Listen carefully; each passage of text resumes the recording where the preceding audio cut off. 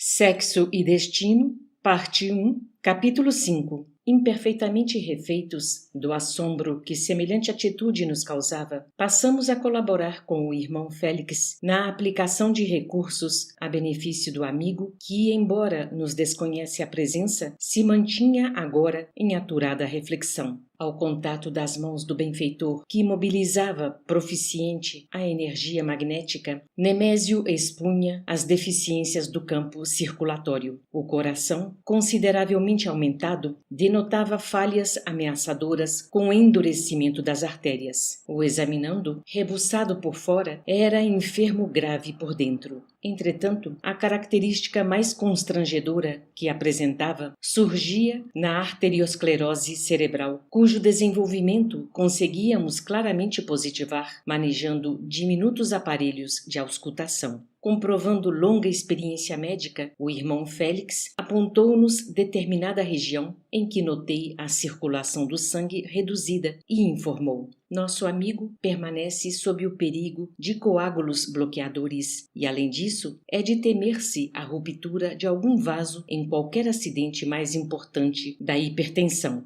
Como se nos percebesse a movimentação e nos registrasse os apontamentos, o genro de Neves, na cadeira estofada a que se recolhera, instintivamente respondia ao inquérito afetuoso a que lhe submetíamos a memória, elucidando-nos todas as dúvidas através de reações mentais específicas. Acreditava-se afundado na imaginação, ignorando que se nos revelava por inteiro na feição de um doente voltado para os esclarecimentos da anamnese. Rememorou as tonturas ligeiras que vinha experimentando a miúde. Vasculhava a lembrança, atendendo-nos às perguntas. Alinhava acontecimentos passados, fixava pormenores. Reconstituiu, quanto possível, as fases do desconforto a que se vira atirado subitamente com a perda dos sentidos que sofrera no escritório dias antes. Sentira-se desamparado de chofre, ausente. O pensamento esvaíra-se-lhe da cabeça, como se expulso por martelada interior. Pavoroso delíquio que se lhe representara infindável quando perdurara simplesmente por segundos. Retomara a noção de si mesmo, atarantado, abatido. Curtira apreensões ensimesmado por muitos dias.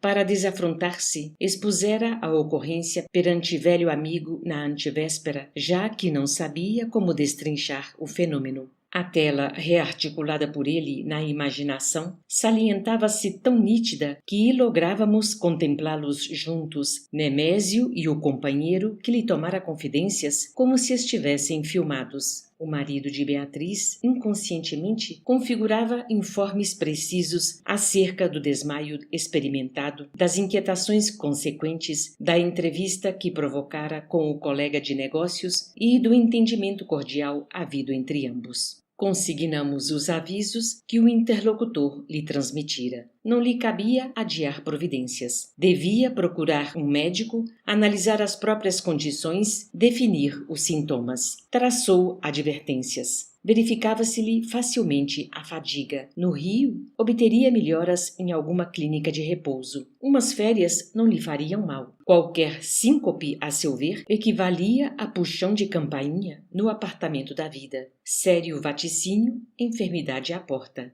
Nemésio, calado, sem perceber que se comunicava conosco, repetia espiritualmente as alegações que formulara. Difícil a consulta. Responsabilidades em penca, o tempo escasso. Acompanhava a esposa na travessia das horas derradeiras, em doloroso término de existência, e não encontrava meios de cuidar de si. Não discutia a oportunidade das admoestações, mas admitia-se obrigado a transferir o tratamento para quando pudesse. No entanto, no âmago do pensamento, por noticiário vivo, secretamente arquivado no cofre da alma, desvelava para nós motivos outros que não tivera coragem de expender. Enternecido ao toque de amor fraterno do benfeitor que o auscultava, liberou em silêncio as mais fundas preocupações. Semelhava-se a menino Peralta, quando espontâneo e obediente no clima dos pais. Aclarou positivo a razão da fuga a qualquer assunto relacionado com a provável submissão a preceitos médicos. Receava conhecer o próprio estado orgânico.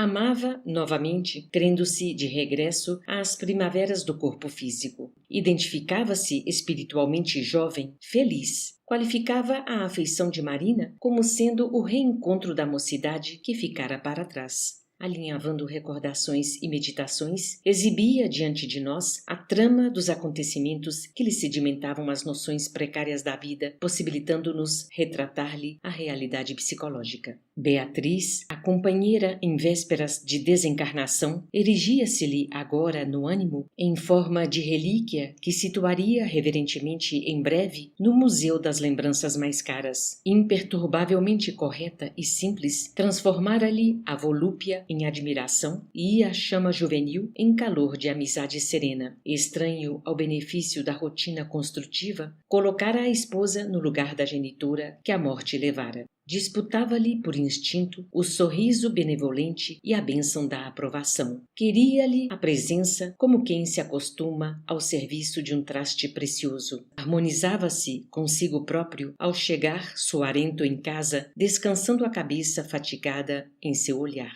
Entretanto, Nemésio, de formação materialista e de índole utilitária, conquanto generoso, desconhecia que as almas nobres colhem no amor esponsalício da terra o fruto da alegria sublime, cuja polpa o tempo sazona e torna mais doce, eliminando os caprichos transitoriamente necessários da casca. Insistia na conservação de todos os impulsos emotivos da juventude corpórea. Andava em dia com todas as teorias da libido. Vez por outra, demandava cidades próximas em noitadas boêmias, asseverando de retorno aos amigos que assim procedia para desenferrujar o coração. Dessas escapadas, voltava trazendo à esposa corbélias de alto preço que Beatriz acolhia enlevada. No decurso de algumas semanas, mostrava-se para ela mais compreensivo e mais tenro. Reconduzido, porém, mais dilatadamente aos freios do hábito, não sabia consagrar-se às construções espirituais que só a disciplina favorece e garante. Varava, de novo, as fronteiras que os compromissos morais estabeleciam à maneira de animal arrombando cerca. Em determinadas ocasiões, acontecia fixar a esposa, invariavelmente abnegada e fiel, perguntando à própria alma o que sucederia se ela adotasse conduta igual à dele, e aterrava-se. Isso nunca, pensava. Se Beatriz pusesse, ainda que de leve, o voto feminino em outro homem, era capaz de matá-la. Não hesitaria. Nesses momentos, impressões contraditórias agitavam-lhe o espírito limitado. Não se interessava absolutamente pela mulher, mas não toleraria concorrência à posse daquela a quem confiara o seu nome. Inquietava-se, imaginava coisas, mas recompunha-se tranquilo, recordando a esquisita conceituação de velho amigo que consumira a existência alcoolizado entre os despojos endinheirados de parentes ricos e que lhe tisnara os sonhos do lar, quando menino, a repetir-lhe frequentemente: Nemésio, mulher é chinela no pé do homem. Quando não presta mais, é preciso arranjar outra. Regando a raiz do caráter com as águas turvas de semelhante filosofia, compreensível que atingisse o genro de Neves o marco dos 60 anos com os sentimentos deteriorados no tocante ao respeito que um homem deve a si mesmo. Por todos esses motivos, na quadra difícil e obscura que atravessava, reaprendera os cuidados da preservação individual. Readquirira o gosto de se vestir com distinção, selecionando figurinos e alfaiates. Refinara a sensibilidade masculina, afeiçoara-se aos programas radiofônicos de ginástica, no que, aliás, lograra despojar-se da adiposidade oscilante. Disputava o ingresso em agremiações festivas para atualizar a linguagem e requintar o porte. Não lhe importavam as tochas brancas que lhe esmaltavam de prata a cabeleira densa. Elegia nos perfumes raros e nas gravatas coloridas motivos de leveza e elegância sempre novos. Pagara habilmente instruções e pareceres de improvisados professores em renovação da personalidade e embelezara-se vaidoso, lembrando o antigo edifício sob nova decoração. Evidentemente, não, raciocinava apreensivo. Não se resignaria a qualquer terapêutica que não fosse a de se lhe acentuar disposições ao prazer. Recusaria, peremptório, toda medida endereçada a suposto reajustamento orgânico, já que se supunha perfeitamente idôneo para comandar as próprias sensações. Euforia, o problema. Providência medicamentosa apenas a que lhe arejasse o espírito, rejuvenescendo-lhe as forças.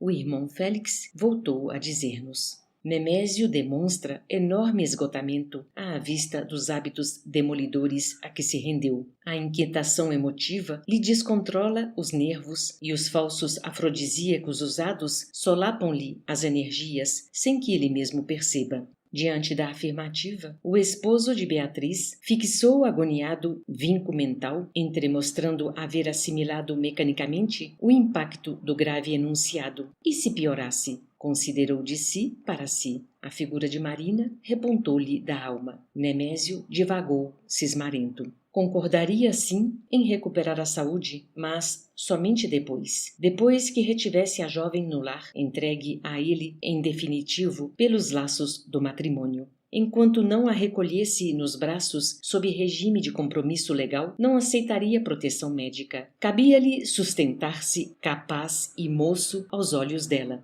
Fugiria deliberadamente de conselhos ou disciplinas tendentes a desviá-lo da rotina de passeios, excursões, entretenimentos e bebedices que, na posição de homem enamorado, acreditava dever-lhe. O irmão Félix não contrapôs qualquer argumentação. Ao revés, administrou-lhe recursos magnéticos em toda a província cerebral, dispensando-lhe assistência. Ao término da longa operação socorrista, Neves, taciturno, não encobria o próprio desapontamento. A desaprovação esguichava-lhe da cabeça, plasmando pensamentos de censura que, não obstante respeitosa, nos alcançavam em cheio por chuva de vibrações negativas. Talvez por isso o benfeitor sugeriu ao dono da casa abandonar o recinto, solicitando muda, que Nemésio atendeu de pronto, já que se munira das escoras que o amigo espiritual espontaneamente lhe oferecia. Os três, a sós, tornamos à conversação.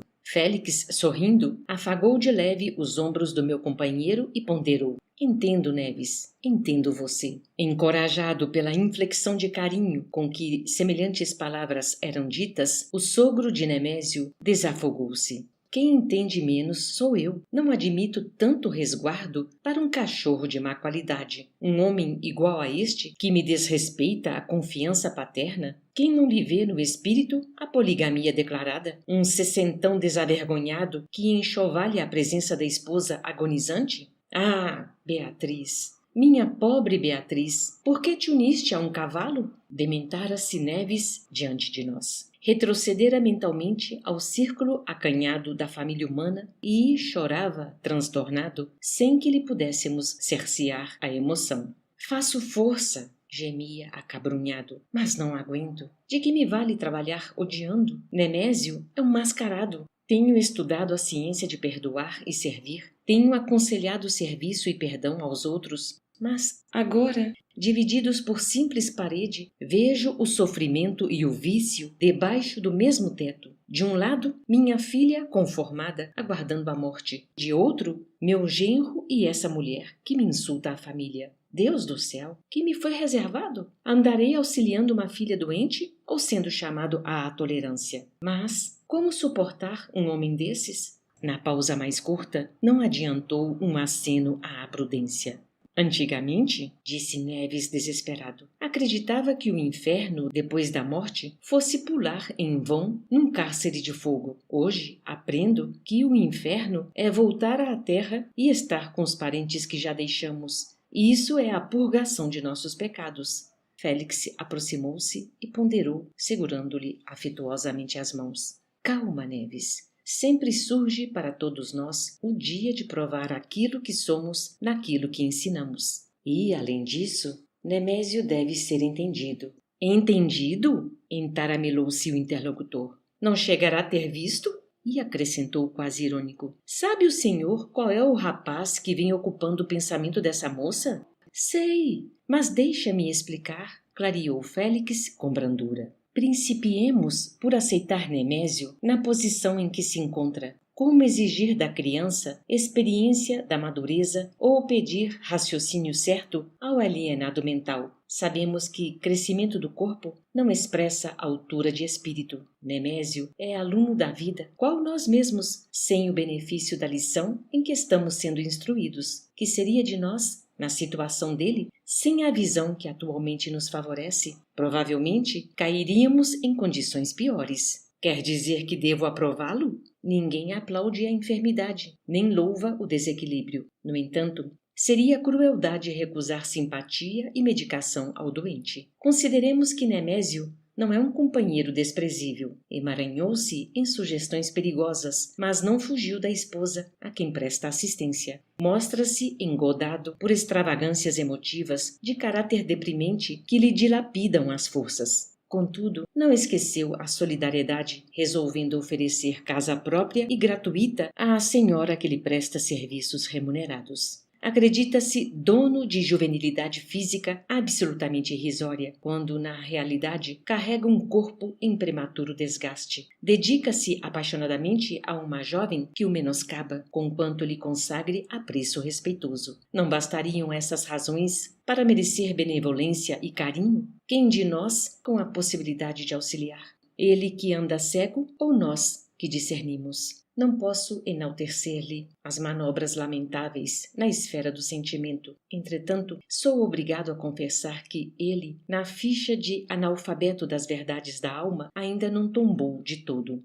Com um significativo tom de voz, o instrutor acentuou: Neves, Neves, a sublimação progressiva do sexo em cada um de nós é fornalha candente de sacrifícios continuados. Não nos cabe condenar alguém por faltas em que talvez possamos incidir ou nas quais tenhamos sido passíveis de culpa em outras ocasiões. Compreendamos para que sejamos compreendidos. Neves silenciou, de certo, controlado pela influência do amigo venerável, e, quando consegui fitá-lo, depois de alguns momentos de expectativa, percebi que se pusera humildemente em oração.